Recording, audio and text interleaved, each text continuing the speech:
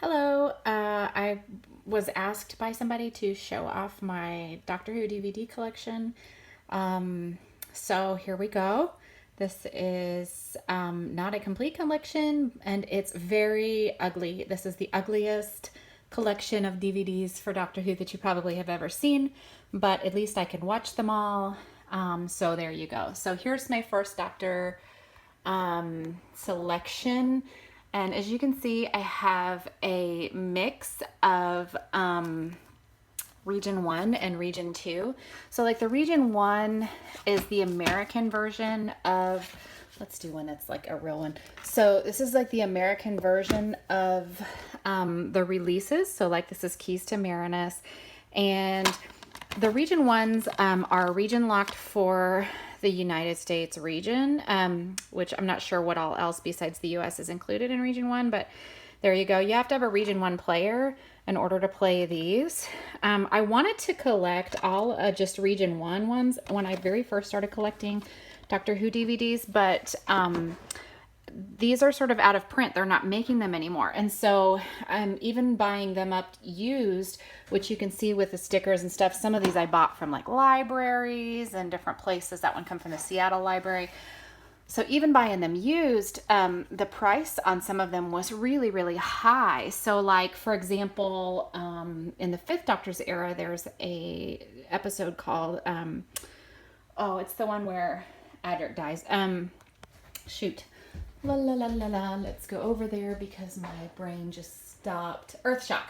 So you can see with Earthshock, I have it in a different region because the Region 1 Earthshock was like $400 when I looked at it. And I thought, oh, I can't do that.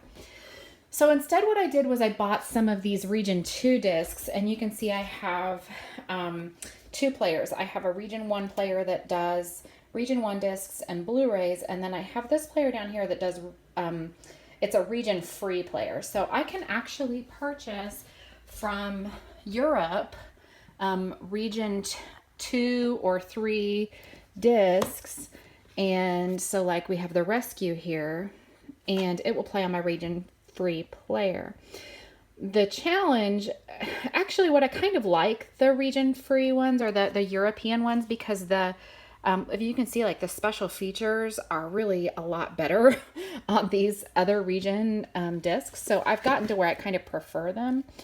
But there you go. That's why my collection looks a little bit ugly.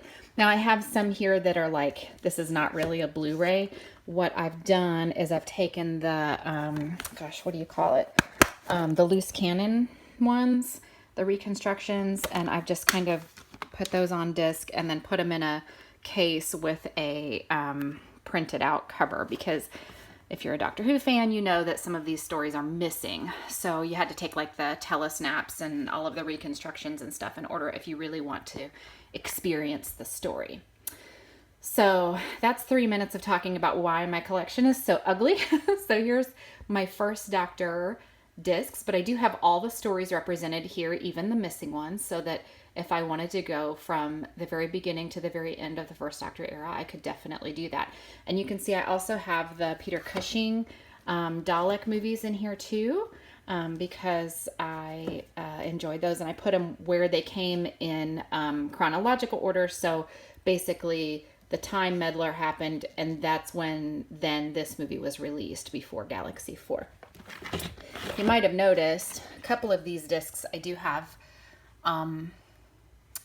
autographed. So Waris Hussein autographed that one and William Russell. So I do take these to conventions when I can and get them autographed. So they're ugly, but they're special.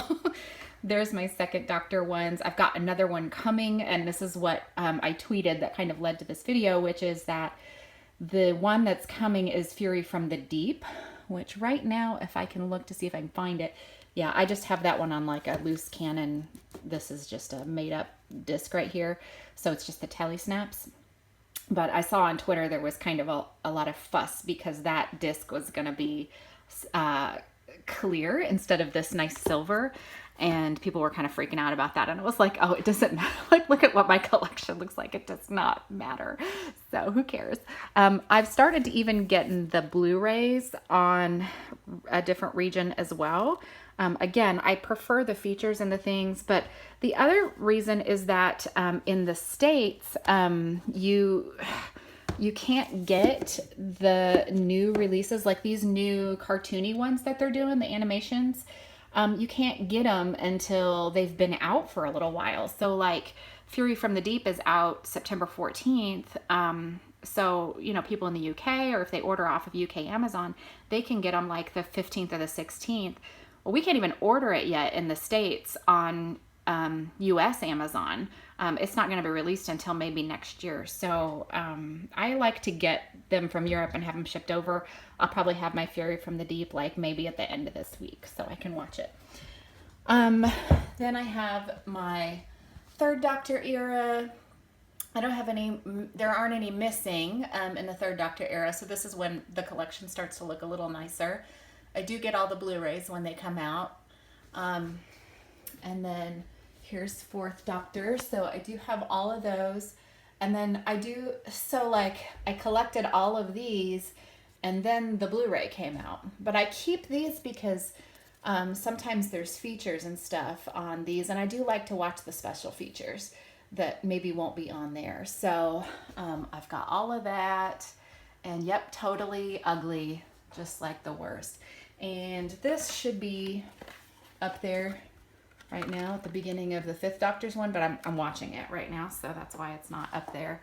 But there's all of the Fifth Doctor, and then there's the Sixth Doctor. Unfortunately, such a short amount of time for the Sixth Doctor.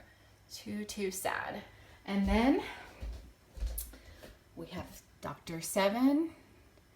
And then I do have the Eighth Doctor. I have two versions. This is just an extra. I somehow ended up with an extra, so I still kept it in the shrink wrap. I'm going to probably give that as a gift to somebody or do something with that, donate it to a convention to auction off or something someday.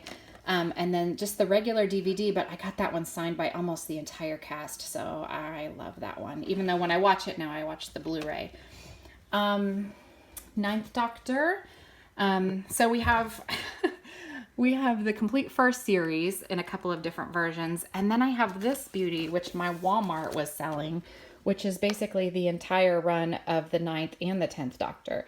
So I haven't gotten a chance to really watch that. I don't think there's any features or anything that I don't already have with that. I just thought it was such a cool looking collection to just put there. And I don't have much for the 9th Doctor anyway, so that kind of beefed it out a little bit. Then we have the 10th, and then the 11th, and again with the 11th I've got this nice complete collection, and then I've got them in like series. And then the 12th, same thing, I've got the complete collection, and then I've got them kind of busted out into series. Some Blu-rays, some regular DVD. A lot of it is just depend on what I could afford at the time it came out. So if the Blu-ray was, you know, $10 more than the regular DVD, and I was short on cash that month, then I just got the regular DVD, and that's why it looks like that. I don't care. I can still watch it. Then the 13th Doctor, there's not much here yet, but there it is. And then I do have some extra stuff. I've got the Lost in Time, the Doctors Revisited, which are kind of documentary style, the Cybermen and the Daleks specials, which is basically what these are. If you haven't seen these, this is like about the Cybermen, and then it's got sample Cybermen stories. So even though I already have like Earthshock or Army of Ghosts or whatever, this is just, it's like just a selection of Cybermen stories. This is good to like lend out to people if they want to borrow some Doctor Who. You can go, okay, well, why don't I lend you this, and you can watch some Cybermen stories. Adventure in Space and Time. I've got some of the Shaka Doctor and some of the animation stuff, and then the spin-offs. So I've got K9 and Company, Sarah Jane Adventures, Torchwood, Class, and then that's like a video game. And then I've got some of my favorite Big Finish stuff over here. So like Diary of River Song is one of my favorites, and I really like Iris Wild Time. And then Some of this I just have because it's got River Song on it, or it got recommended or whatever. But really, these two are my favorite ranges. So that's the collection. 10 minutes worth. Whew, that's a lot. But anyway, that's what you get for asking.